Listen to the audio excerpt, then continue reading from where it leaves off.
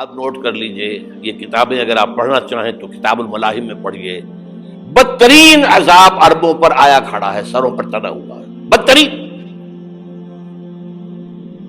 ایسی جنگ ہونی ہے الملحمۃ العظمیٰ، جس کو کہ میں بھی آپ کو گواہی پیش کر دوں گا، جسے کہا گیا دی لاسٹ کروسیڈ. بش نے بھی کروسیڈ کا لفظ بول دیا تھا، پھر واپس لیا اس نے. نکل جاتی ہے جس کے منہ سے سچی بات مستی میں.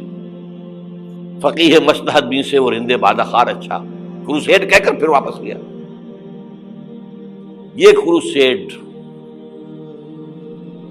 اس کے اوپر جس قدر نقصان ہونا ہے عربوں کا.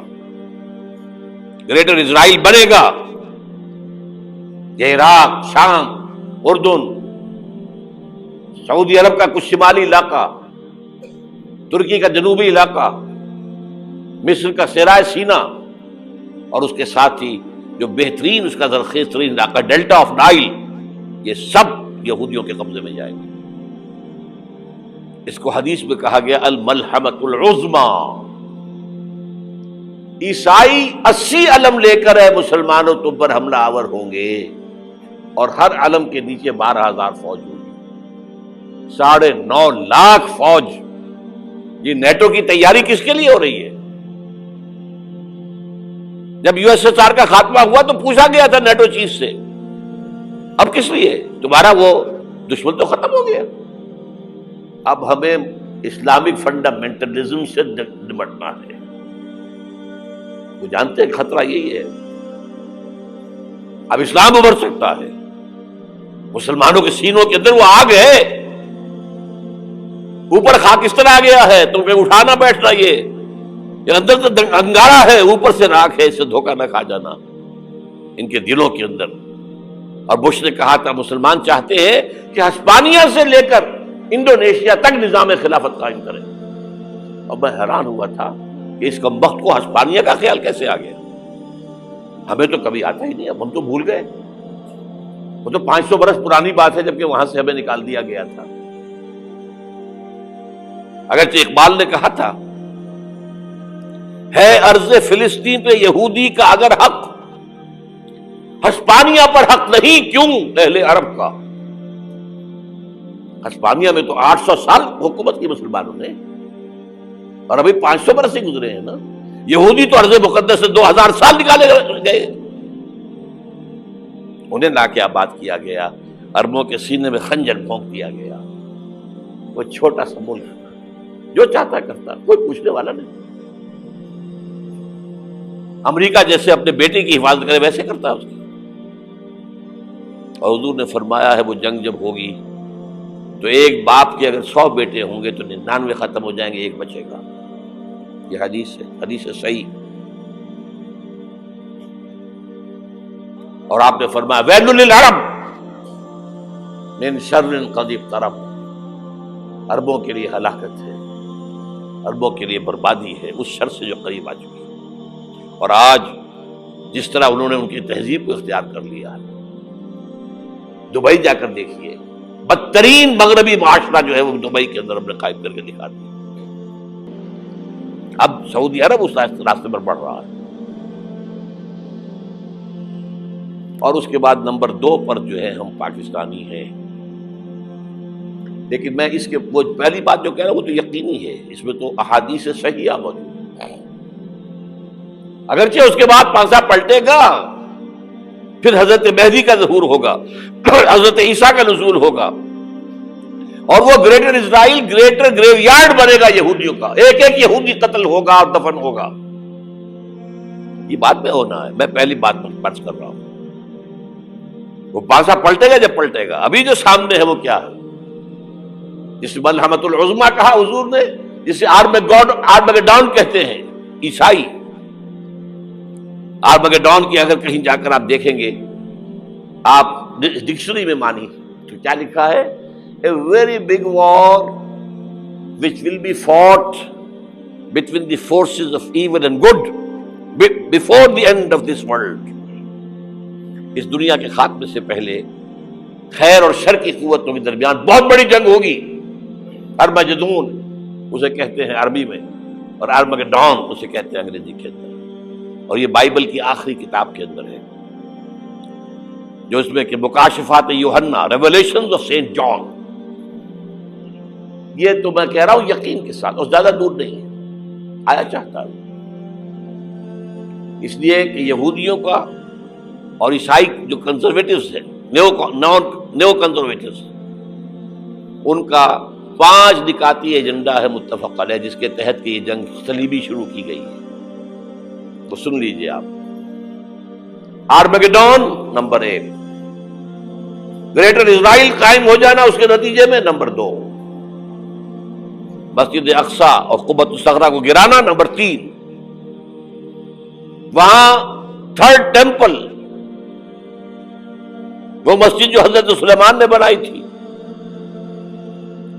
1000 قبل مسیح میں، پھر برباد کی تھی نبوکدنضر نے، دوبارہ بنائی گئی، پھر دوبارہ ختم ہوئی 70 عیسوی تک گری پڑی ہے. ان کا خانہ کعبہ گرا ہوا ہے 70 عیسوی سے لے کر آج تک. ایک دیوار ہے ویلنگ وال، جہاں جاتے ہیں، روتے ہیں، پیٹتے ہیں، ماتم کرتے ہیں، وہاں وہ بنے گا 3rd ٹیمپل.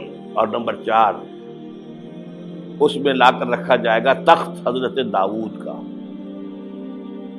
یہ تخت کہاں ہے اس وقت؟ یہ لندن شریف کے اندر، جو ان کی پارلیمنٹ کا جو چرچ ہے، ویسٹ منسٹر ایبے، اس میں رکھا ہوا ہے. ایک پتھر تھا جس پر بٹھا کر حضرت داؤد کی تاج پوشی ہوئی، پھر حضرت سلیمان کی ہوئی، پھر وہ پتھر رکھ دیا گیا جب حضرت سلیمان نے بنایا ہیکل مسجد اقصی، وہاں رہا وہ. ہر بادشاہ جو تھا یہودی اسی کے اوپر بٹھا کر اس کی تاج پوشی ہوتی تھی.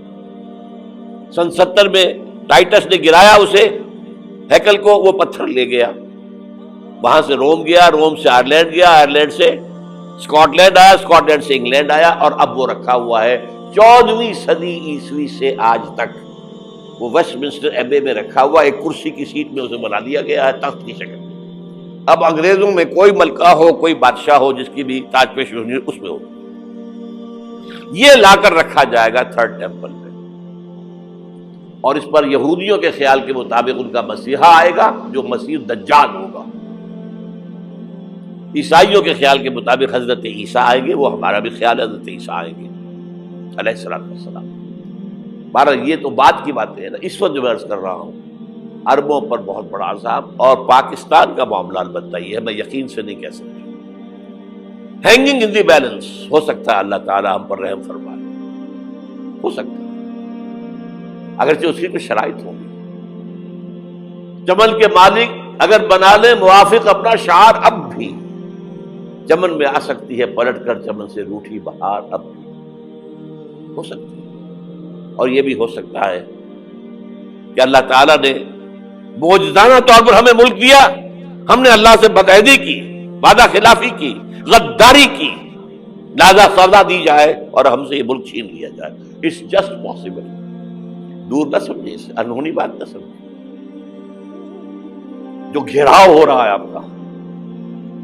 آپ کے مغرب میں نیٹو فورسز اور مشرق میں بھارتی فورسز گدھوں کی طرح بیٹھے ہوئے انتظار کر رہے ہیں پاکستان اور ڈسٹیبلائز ہو جائے، یہاں اور بدامنی ہو جائے. اب لاہور میں پھر آج دھماکے ہو گئے ہیں. 2 دن پہلے کا دھماکہ میں سہ کے آیا ہوا ہوں، آپ کے سامنے بیٹھا ہوں. وہ جانے بچی ہیں جو ہماری اکیڈمی کا حشر ہوا، وہ تو میں آپ کو نہیں بتا سکتا.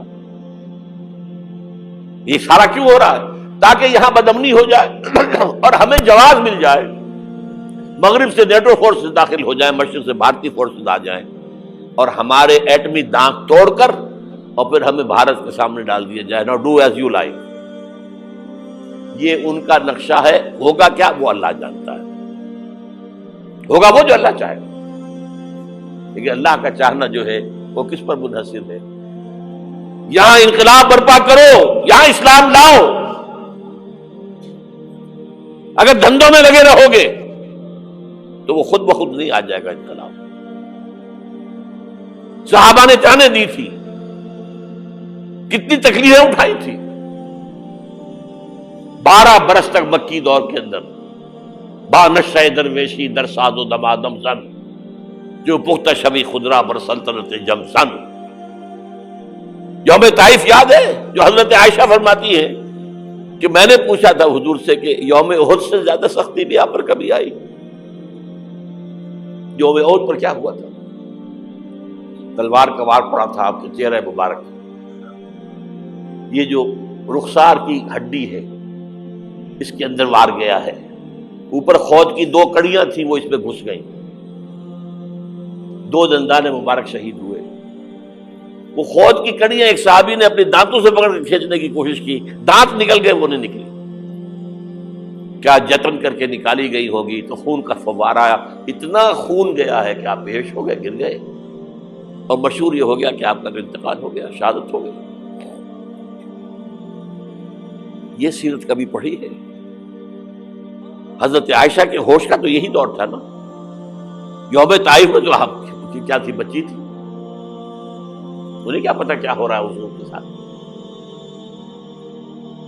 3 دن تک حضور مکے کی گلیاں اور وہاں کے اوباش لوگ پتھراؤ کر رہے گئے تھے اس امید میں کہ شاید وہاں کا کوئی سردار ایمان لے آئے، تو یہاں تو ابو طالب بھی فوت ہو گئے، یہی دنیاوی سہارا تھا، خاندانی سہارا تھا ابو طالب کے ذریعے، اور گھر میں ایک دلجوئی کرنے والی رفیقہ حیات تھی، وہ بھی، ان کا بھی انتقال ہو گیا۔ آپ نے کہا یہ عام الحزن ہے، اب تو سب کو طے ہو گیا قریش کو کہ آپ جیسے قتل کر دو ان کو، اسی لیے آپ گئے طائف، شاید وہاں کا کوئی بڑا سردار مانے، ایمان لے آئے مجھ پر، تو میں اپنا مرکز ادھر شفٹ کر دوں۔ تینوں سے ملے ہیں، تینوں نے وہ جواب دیے ہیں، نکل جاؤ یہاں سے، میں تمہارے ساتھ بات بھی کرنے میں تیار نہیں۔ اچھا، تمہارے سوا کوئی نہیں ملا تھا اللہ کو نبی بنا کر بھیجنے کے لیے؟ دیکھو جاؤ، میں بات نہیں کرنا چاہتا، ہو سکتا ہے میں بے عزتی کر بیٹھوں، واقعی تم اللہ کے نبی ہو تو میں مارا جاؤں گا، جاؤ جاؤ جاؤ۔ یہ سلوک محبت کے ساتھ ہوا ہے۔ اور پھر چھوکروں کو، اسٹریٹ ارچنز جنہیں آپ کہتے ہیں، اشارہ کیا تھا، خبر لو ان کی، پتھراؤ ہو رہا ہے، ساتھ کوئی ہے ہی نہیں، ایک آدمی صرف، زید ابن حارثہ۔ اب سامنے سے پتھر آ رہے ہیں تو حضرت زید آگے آ جاتے ہیں، ڈھال بنتے ہیں، مجھے لگے پتھر حضور کو رہے، آپ پیچھے سے آ رہے ہیں، چاروں طرف سے تو ڈھال نہیں بن سکتا ایک شخص، جسم لہو لہان، خون جا کر جوتیوں میں جم گیا ہے، جوتی اتر نہیں دی۔ پھر وہاں سے واپسی پر جو دعا مانگی ہے،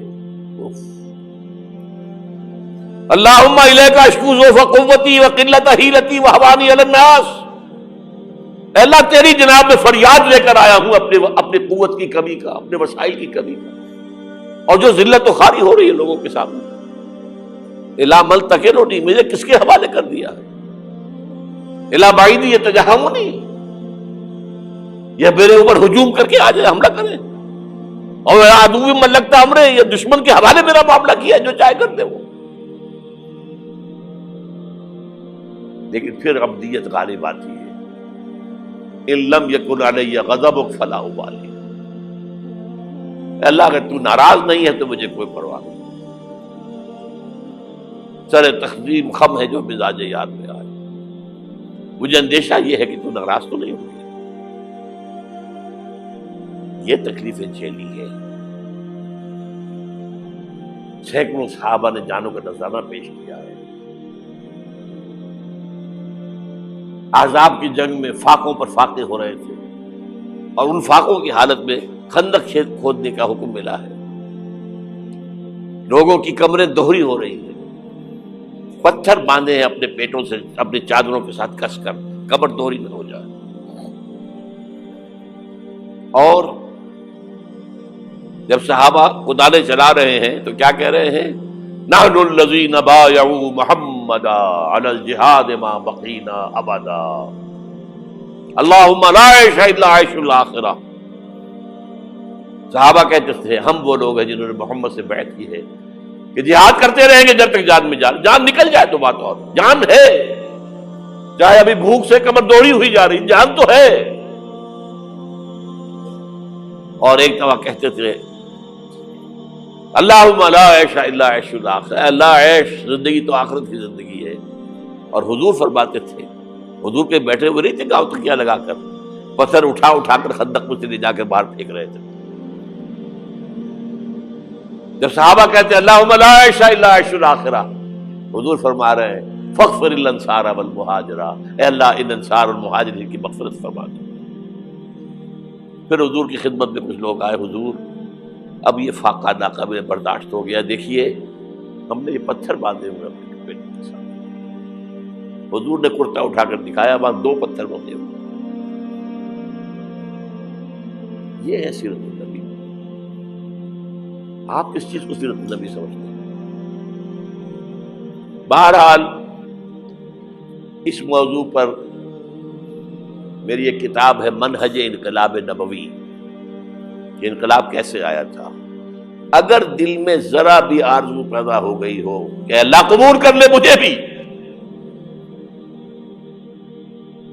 مجھے قبول کر لے اس کام کے لیے، تو وہ کتاب آپ کے لیے مسٹ ہوگی، اس کا پڑھنا۔